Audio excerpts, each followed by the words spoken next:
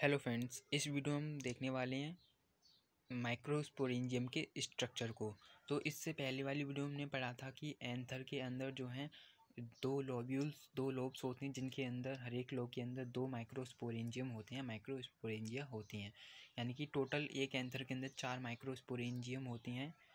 तो उसके स्ट्रक्चर को हम पढ़ने वाले हैं और उसका फंक्शन क्या है ये सब हम देखने वाले हैं। सबसे पहला पॉइंट है, it is surrounded by 4 wall layers: the epidermis, endothelium, middle layers and tapetum। तो ये जो माइक्रोस्पोरेंजिया होता है वो 4 लेयर से घिरा हुआ होता है। तो वो कौन कौन सी लेयर हैं आपने देख सुना नाम, epidermis, endothecium, middle layer and tapetum. तो इसमें से जो सबसे बाहर की लेयर होती हैं, 3 जो बाहर की लेयर होती हैं, outer 3 layers perform the function of protection and helps in dehiscence of anther to release the pollen. तो इसमें से जो बाहर की 3 लेयर होती हैं उनका काम होता है प्रोटेक्शन करना, एंथर को प्रोटेक्ट करना और पॉलन ग्रेन को एंथर से रिलीज़ होने में हेल्प करना। तो उन 3 लेयर का काम होता है, 2 काम होती हैं उसके। 3 लेयर के जो बाहर की 3 लेयर होती हैं उनके 2 काम होते हैं, प्रोटेक्शन और पॉलन को रिलीज़ करने में हेल्प करना। तो पहले हम इसके स्ट्रक्चर को देख लेते हैं, ये कौन कौन सी लेयर्स हैं। तो आप पहले इस डायग्राम को देखिए, ये हमारा जो है एंथर का सेक्शनल लॉन्गिट्यूडनल सेक्शनल व्यू है। तो इसमें आपको दिख रहे होंगे 4 माइक्रोस्पोरेंजिया हैं और इसमें से जो सबसे बाहर वाली लेयर है, आप देख रहे हैं यहाँ पर बाहर वाली लेयर जो है वो एपिडर्मिस है, और इसके बाद जो है एंडोथेशियम है, और इसके बाद जो बीच की लेयर है आपको दिख रही होंगे यहाँ मिडिल लेयर्स लिखा हुआ है, जो बीच की लेयर है वो मिडिल लेयर है, और सबसे चौथी नंबर की जो है टैप्टम है, और उसके बिल्कुल बीचों बीच में क्या है, हमारा माइक्रोस्पोरेंजिया है जो आप देख रहे हैं गोल गोल। और इसकी अगर हम बिल्कुल स्कोपिक व्यू देखें तो आपको इसमें दिख रहा होगा एपिडर्मिस सबसे बाहर वाली लेयर, दूसरी एंडोथेशियम, तीसरी मिडिल लेयर, चौथी टैप्टम और उसके अंदर माइक्रोस्पोरेंजिया। तो आपने इसके स्ट्रक्चर को देख लिया होगा, मेरे को दिखाने की ज़रूरत नहीं है। तो इसमें से जो सबसे बाहर की 3 लेयर हैं उनका काम होता है प्रोटेक्ट करना और पॉलन को रिलीज़ करने में हेल्प करना, एंथर से रिलीज़ करने में हेल्प करना। Inner most layer tapetum nourishes the developing pollen grains. और सबसे अंदर की जो लेयर होती है जिसको हम बोलते हैं टैप्टम, उसका काम होता है नरिश करना, पॉलन ग्रेन को नरिश करना और उसको डेवलप करने में हेल्प करना। मतलब कि उसको जो है नरिशमेंट न्यूट्रिशन प्रोवाइड करना पॉलन ग्रेन को और उसको डेवलप करने में हेल्प करना।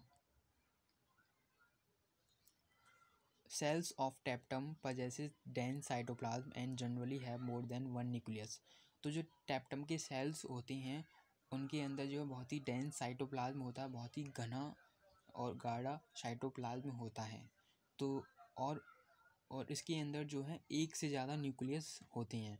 तो इसके अंदर जो है डेंस साइटोप्लाज्म क्यों होता है, तो शायद इसलिए होता होगा क्योंकि उनको जो है नरिशमेंट प्रोवाइड करना है, न्यूट्रिशन प्रोवाइड करना है, तो उनके अंदर सेल के अंदर जो है बहुत कुछ होना चाहिए रिजर्व में, तो इसलिए शायद इनका जो है साइटोप्लाज्म डेंस होता है। और इनके पास एक से ज़्यादा न्यूक्लियस इसलिए होते हैं क्योंकि इनको पॉलन ग्रेन को जो है क्या करना है, फॉर्म करना है, उनको बनाना है। तो पॉलन ग्रेन एक सेल होता है जिसके अंदर न्यूक्लियस होती हैं, तो शायद इसलिए इनके पास जो है एक से ज़्यादा न्यूक्लियस होते हैं क्योंकि ये पॉलन ग्रेन को डेवलप करते हैं। When the anther is young, a group of compactly arranged homogeneous cells called sporogenous tissue occupies the center of each microsporangium।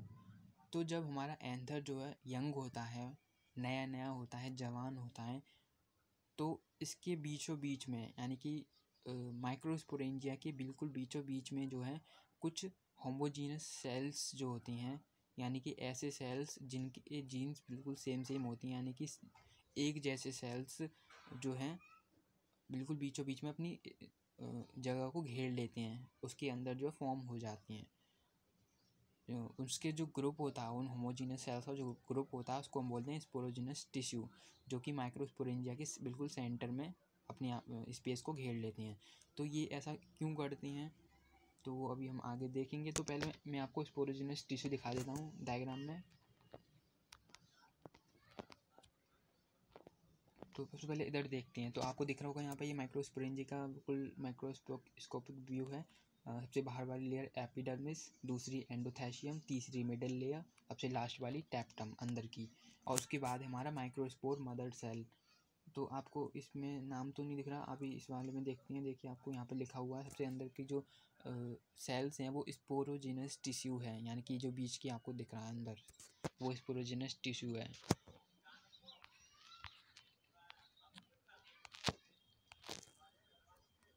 अब हम पढ़ते हैं माइक्रोस्पोरोजेनेसिस। तो इसमें पता चलेगा कि वो जो स्पोरोजिनस टिश्यू होती हैं वो अपने बीच में स्पेस को क्यों घेर लेते हैं। As the anther develops the cells of the sporogenous tissue undergoes meiotic division to form microspore tetrad. तो जैसे ही हमारा एंथर डेवलप हो रहा होता है, बड़ा हो रहा होता है, तो जो स्पोरोजिनस टिश्यू होते हैं, स्पोरोजिनस टिश्यू के जो सेल्स होते हैं, ये वही स्पोरोजिनस टिश्यू है जो माइक्रोस्पोरेंजिया के बिल्कुल बीचों बीच में फॉर्म होने लग जाती हैं, स्पेस घेर लेती हैं। तो ये क्या करती हैं, जब एंथर बड़ा हो रहा है तो ये जो है मियोटिक डिवीजन के थ्रू माइक्रोस्पोर टेट्राइड फॉर्म करते हैं। मियोटिक डिवीजन के थ्रू आपको पता होगा, मियोटिक डिवीजन के थ्रू गैमीट को फॉर्म किया जाता है, यानी कि ये क्या करेंगे, माइक्रोस्पोर टेट्राइड को फॉर्म करेंगे, यानी कि पॉलिन ग्रेन को फॉर्म करेंगे। ये माइक्रोस्पोर टेट्राइड कुछ नहीं है, ये पॉलिन ग्रेन ही बनने वाला है आगे जाके। तो ये क्या करेंगे, माइक्रोस्पोर टेट्राइड को फॉर्म करेंगे। यहाँ पे आपको देखना है कि ये कोई एक चीज़ नहीं है, ये 4 माइक्रोस्पोर का ग्रुप है। ये एक साथ 4 माइक्रोस्पोर बनाते हैं, जिसको हम बोलते हैं माइक्रोस्पोर टेट्राइड। टेट्रा का मतलब होता है 4, ठीक है।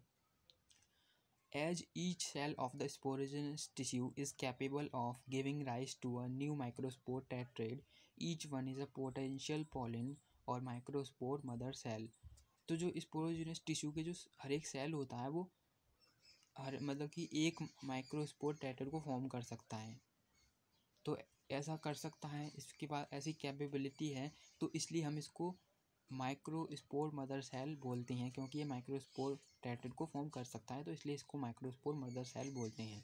और इसको पोटेंशियल पॉलिन भी बोलते हैं, क्योंकि ये सब जो है माइक्रोस्पोर बाद में जो है पॉलिन बनने वाला है, तो इसलिए इसको स्पोरोजिनस टिश्यू के सेल्स को हम पोटेंशियल पॉलिन भी बोलते हैं, माइक्रोस्पोर मदर सेल भी बोलते हैं और पॉलिन मदर सेल भी बोलते हैं। तो ये 3 नाम है, बहुत कन्फ्यूजिंग चीज़ है, पता नहीं क्यों 3 नाम दे रखे हैं बच्चों को कंफ्यूज करने के लिए। तो जो आपको देखिए वो आपको याद कर लीजिए एक नाम। Next point, the process of formation of microspore from a pollen mother cell through meiosis is called microsporogenesis. तो इस माइक्रोस्पोर मदर सेल से या पॉलिन मदर सेल से या पोटेंशियल पॉलिन से जो माइक्रोस्पोर फॉर्म होती हैं उसकी प्रोसेस को हम बोलते हैं माइक्रोस्पोरोजेनेसिस। और ऐसा किसके थ्रू होता है, मियोटिक डिवीजन के थ्रू होता है, मियोसिस के थ्रू होता है। Thank you for watching my video.